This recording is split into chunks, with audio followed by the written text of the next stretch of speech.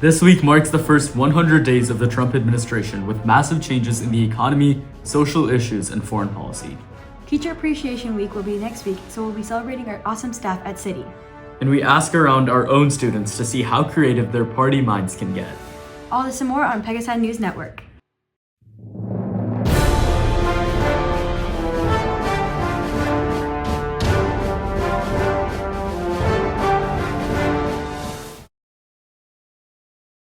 Good morning, I'm Tanya Patel. And I am Krishna Mano. As the school year starts to wrap up, this will be the seniors' last episode ever on the PNN. Thank you all for supporting us through these years. The PNN will always hold a special place in my heart. Our first news story this morning is a review of President Donald Trump's first 100 days in office, where a lot has changed with our nation. Joining us now for the last time ever with more information on this is our global national correspondents, Sam and Alex. Welcome back to News Guys and Sad Goodbyes. I'm Alex Burns. I'm Sam Osher, and while we wrap up our year here at the PNN, the Trump administration is also wrapping up its first 100 days in office. And let's look at some of the numbers that this tenure has brought. Right. So Trump currently has an approval rating of 44%. And while an approval rating of below 50 isn't rare for a president, what is rare is the polarized nature of this approval split, with 90% of Republicans supporting Trump and just 4% of Democrats supporting the current incumbent. Now, Trump has gained some fame and some press for his executive orders. Now, how unusual is that, really? They're pretty unusual. Trump has actually signed more executive orders in his first 100 days in office than any president before him, and is already rivaling his predecessor, President Joe Biden's total executive orders for his entire term. Wow. And looking at the stock market, it is certainly much lower than the start of his term, but it has also recovered financially and significantly from when the first wave of tariffs that he signed into office were announced. Yeah. Now, taking a look at Trump's border control policy, he has followed through on a lot of his promises, and while he hasn't deported as many people as maybe he said he wanted to, the number of illegal immigrants being caught by Border Patrol has dropped to nearly zero in just the first 100 days of his term.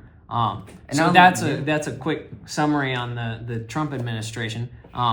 But now how about a quick summary on us? Yeah, I was about to say a quick summary on us. It's been great for us to serve as your global national correspondents for these past couple of years. Eight months? Yeah. I showed up on a whim one day and they just let me in. Bad decision. Shout out to the editors. They've gotten nearly no direction this whole time. They just put up little things going on in the back, and we'd be unwatchable. We really love the editors. We really love the editors. And thanks, guys. And one last thing is that we're not quite done. We're working on a political inspired short film from one of our favorite shows that you introduced me to. Yeah, The West Wing by Aaron Sorkin. We want to bring a little more political action to City High Middle School, and we think this film would be a good way to leave our mark with that. And it's going to be plenty funny and fun to watch. So stay tuned for that if we actually finish it. But in the meantime, it was great being your I said that part. Political scores. I want to say it too. Okay. It's great being your political correspondent, and stay classy. Stay classy. Thank you, guys. Moving on, the student ambassadors are hosting a Teacher Appreciation Spirit Week next week to celebrate our staff here at City. Joining us now with more information on this is our student interest correspondents, Leah and Olivia. Thanks, Tanya. I'm Leah Lynn. And I'm Olivia Varney. The student ambassadors are holding a Spirit Week next week to celebrate Teacher Appreciation Week.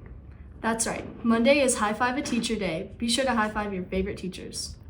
Tuesday is Selfie with a Teacher Day. Pose with your friends and send photos to both Miss Alvin and the student ambassador's Instagram account at CHMS_ambassadors.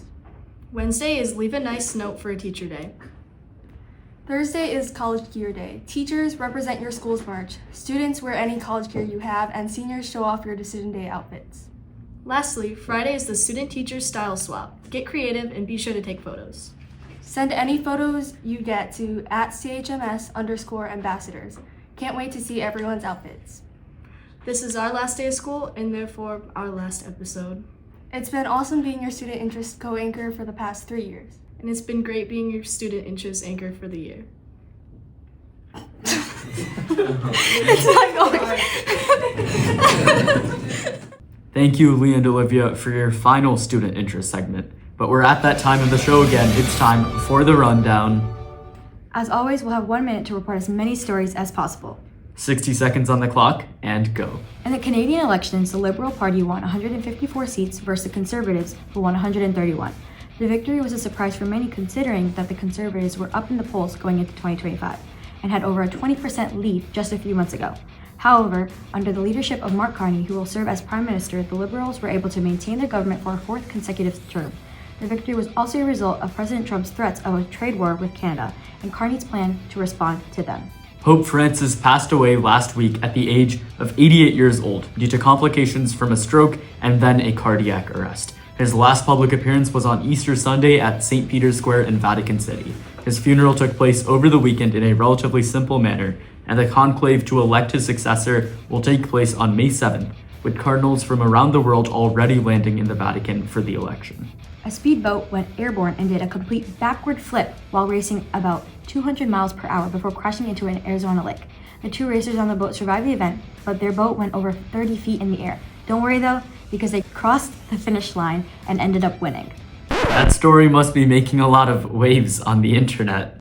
Next, let's enter the amazing world of sports in our sports report with Sam and Ari Ostro. Welcome back to the Sports Report with the Ostro Brothers. I'm Ari. I'm Sam, and it's been a wild week or two of sports here. Yeah, the Tigers are currently the top of the division and the American League with a staggering record. 1 game ahead of the Yankees at the moment heading into this week's series. And looking at the football side of things, the Detroit Lions took Tyreek Williams in the first round of the NFL draft last Thursday night.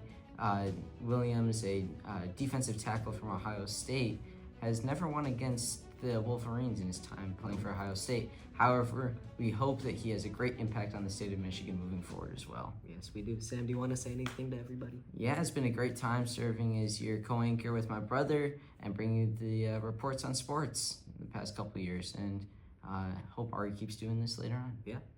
Have a good week. He should have said have a good life.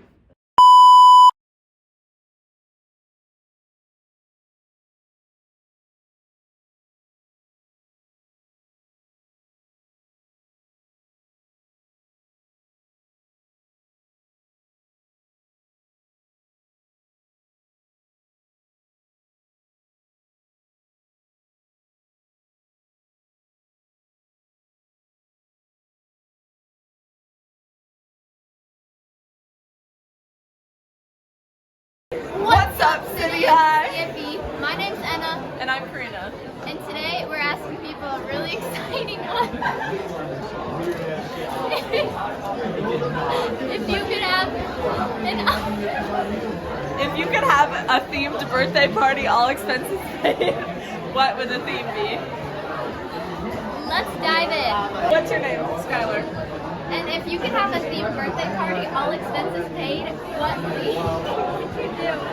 Probably book themed. Okay, fire.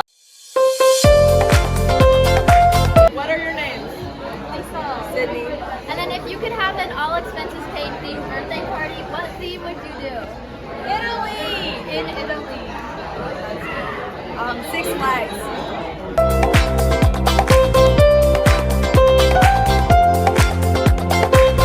We're here with Gianna Columbula. And if you could have an all expenses paid birthday party, what would your theme be? This is a tough one. I feel with Among Us, guys.